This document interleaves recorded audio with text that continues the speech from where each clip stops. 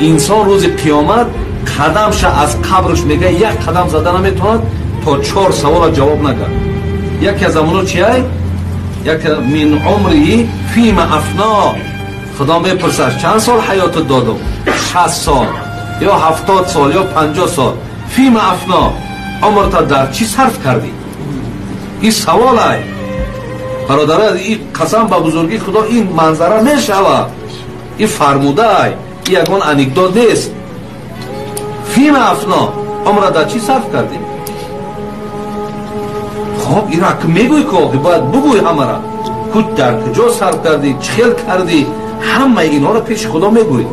و بعد همین عیب نیست، خجالت نیست که بگوی پروردگار خیلی مقصد من خیلی زنا کردم، من عرق نوشیدم، من فلان کردم.